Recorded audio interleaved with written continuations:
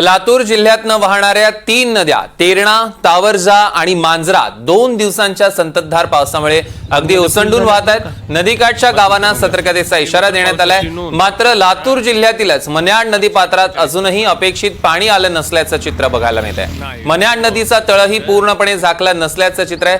मन्याड नदी परिसरातील शेतकरी काहीसा आनंदित आहे, मात्र अजूनही दमदार आणि मोठ्या पावसाची प्रतीक्षा या शेतकऱ्याला आहे।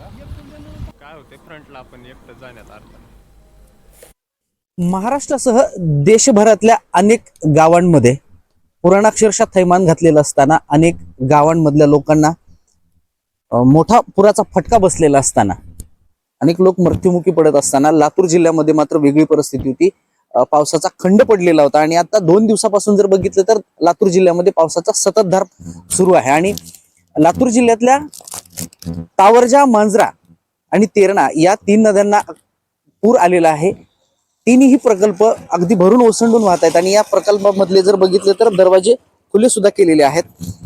आणि त्याचबरोबरीनं लातूर जिल्ह्यामध्ये असणारी चौथी नदी जी आहे ती आहे मन्याड नदी आणि आज मन्याड नदीची परिस्थिती जर बघितली तर मन्याड नदीच्या पात्रामध्ये अगदी नगण्य असं पाणी आपल्याला पाहायला मिळत आहे। या 3 नद्या एका बाजूला भरून ओसंडून वाहत असताना पूरसदृश्य परिस्थिती असताना या तीनही नद्यांच्या गावाकाठच्या लोकांना सतर्कतेचा इशारा दिलेला असताना मन्याड नदीमध्ये मात्र अगदी नगण्य पाणी पाहायला मिळत आहे।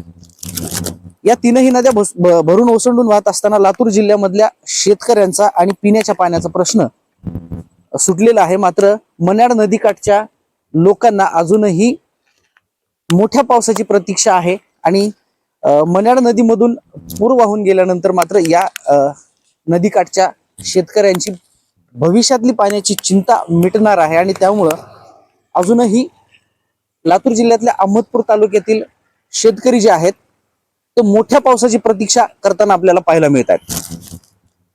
रिशारण मोहगावकर, NDTV मराठी, लातूर।